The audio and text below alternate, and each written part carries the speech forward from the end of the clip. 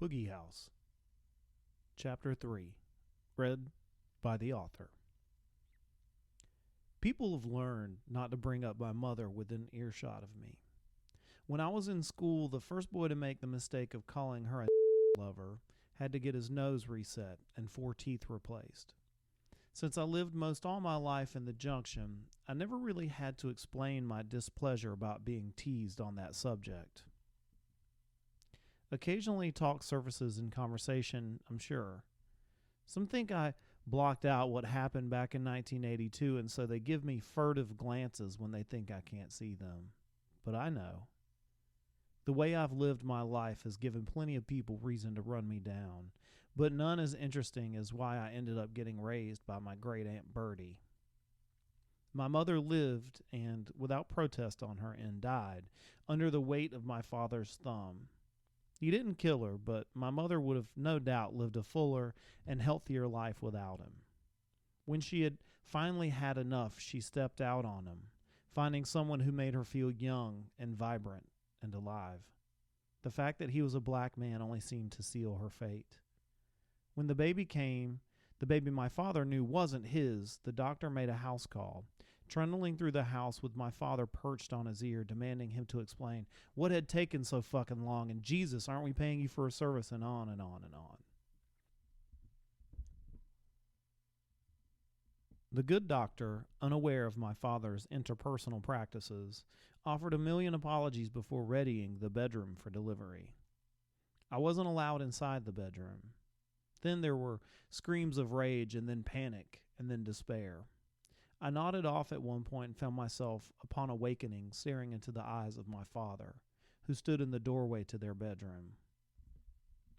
I couldn't read the number of emotions on his face as he pleaded with me to get the fuck to your room before something awful happens to you too. In that moment, I saw my mother. She was very still, her eyes staring lifelessly into the distance. I couldn't hear my mother or the baby, and I couldn't be certain if they were both dead by then or not. Watching what it took to get that young man's remains out of the Boogie House pried something loose in me I may never get back, something I did not realize I even had in me anymore. Spooner proved ineffective at resuscitating the body, so Billy Margulie, the coroner, had to be called out, causing a series of setbacks. Margulie, a drunken, irascible sack of a man, complained nonstop. Not just about the stink, but about the bugs and the heat and the moisture and anything else that kept him from his daily pint of old Bushmills.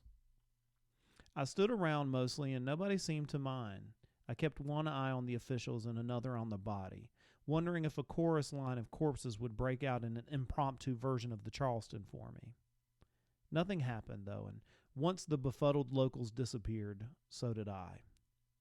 Back home, I drew a large glass of water from the tap, no ice, and drank down half before pouring it out and replacing it with a few fingers of beam and a High Life as the sidecar.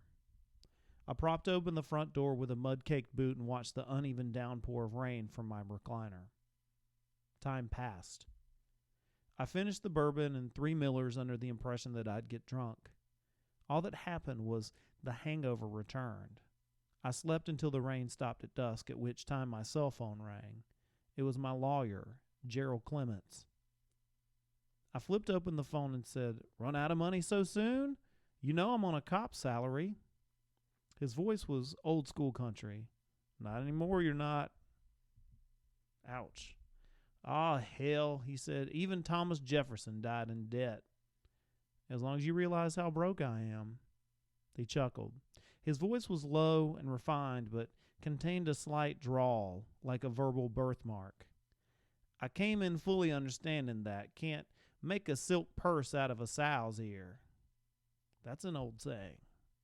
"I'm old school. Give me a minute and I'll tell you firsthand about the War of Northern Aggression." I rolled my eyes.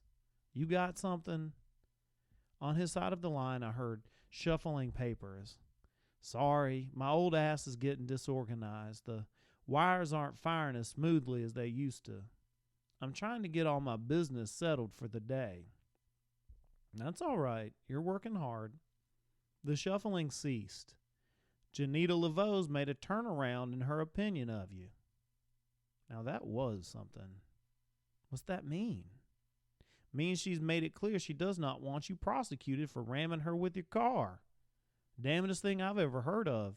You must have knocked something loose in her brain. Even though I felt an extreme amount of guilt over the accident, I wasn't ready to bow out for a stint in lockup. Anybody listen to her? Of course not. Nobody's rooting for you in this situation. Nothing to root for, Jer. I got drunk, T-boned a poor woman's Chrysler. Can't do anything about the DUI, but you already know that. That's a done deal. You were drunk, admitted to a breathalyzer. It would take a whole lot more than what you got to be able to get that dropped down to reckless driving or some other nonsense. But if she clangs around enough, she might convince the DA to reduce or throw out the other charges. What are you going to do? Me? He made an incredulous pff sound. I'm going to let her do it. You don't go, looking a gift horse in the mouth, I said. That's also an old one. I'm an old man. Day older than dirt and twice as gritty. You got to have a little faith in the old man, though. I'm all that's keeping you from living the next 6 months in a box. You've got no bedside manner, do you? Ask the people I lost cases for. They'd agree. Hell, ask my exes. They'd say the same thing. Have a good evening. I'll keep you posted on Laveau, see if she's using some kind of reverse voodoo on you. That's not funny, I said. Gerald was about to say something, but I cut him off. I hung up the phone and watched the rain sweep in large sheets across my lawn.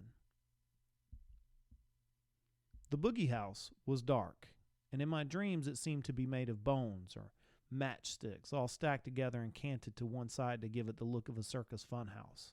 This was the juke joint of nightmares.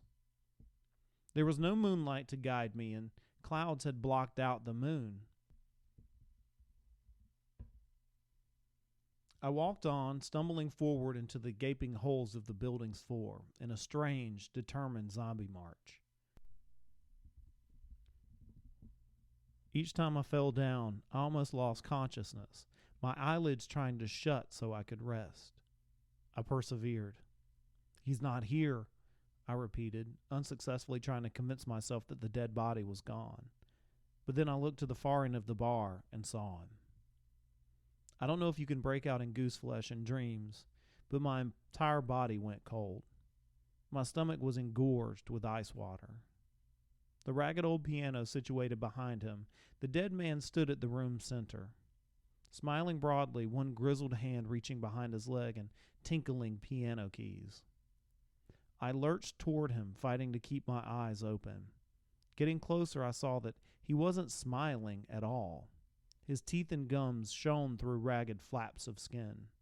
His mouth had eroded almost entirely. It was a fleshless grin. His tuxedo, complete with tails, shoddily concealed smeared blood and bile and mucus. There were other things on him, too, things that crawled and sputtered around at night on dusty wings, but I tried not to think about them. We stood across from one another, long-lost strangers. I wanted to scream. My skin wanted to crawl off to some other place when I saw him, but it was an empty, silly gesture. All I did was open my mouth and make a horrible choking sound, an astronaut lost in space. Don't be scared, he said. He opened his mouth in what appeared to be a sigh, but no breath escaped. I stammered, searching for a reply. I looked down. The suit coat bulged below the final button, and I gawked at his paunch as I reached for something to say. I felt him peering into my brain, and I tried but could not block his thoughts. He answered one of my questions before I could ask it. That's gas in my belly, the body said. It will continue to accumulate until I'm embalmed. Don't you know anything about the dead? That was easy. I know they don't tinkle piano keys or wear cheap tuxedos. The lipless grin widened, and his shoulders shook in mock laughter. I say mock because it was an impossible gesture. He couldn't laugh or sigh. How could he talk? Then he said, maybe the dead that you knew didn't, but then again, they don't have a monopoly on what we all do, now do they?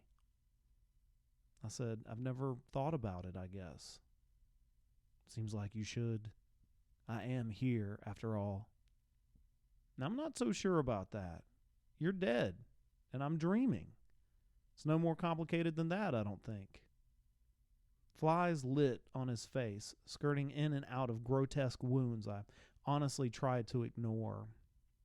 He seemed not to notice. He said, "Don't forget about what you already know. Sometimes reseining the pond will yield new fish." I thought about men holding nets and walking the length of a drained pond. I thought about mud on the ends of sticks and of a gross dark net, and I had trouble keeping my stomach from rolling. It was then I looked down and saw I was wet all the way up to my waist, and I smelled the distinct odor of pond water. There were more pressing matters for the moment, however. I said, "Are you telling me to go back to the Boogie House?"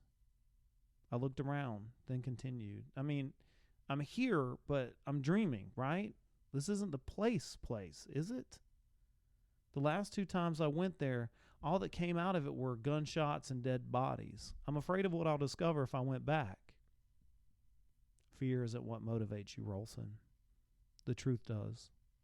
You're a seeker, and you're looking because you have something inside you that needs solving as much as my death does.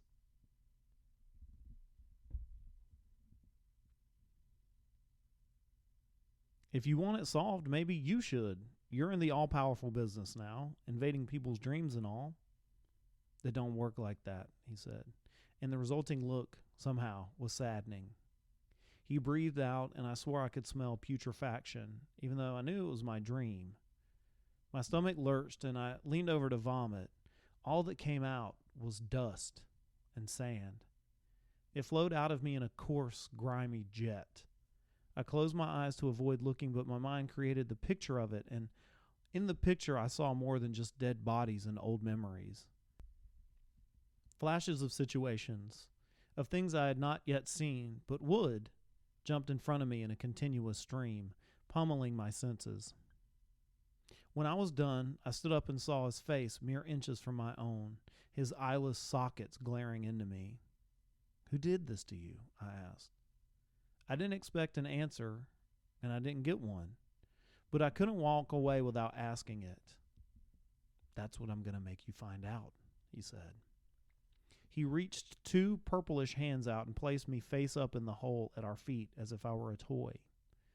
Through eyes growing hazy and confused, I stared up at him, garbling nonsense words, trying to get at what I'd been trying to say all along.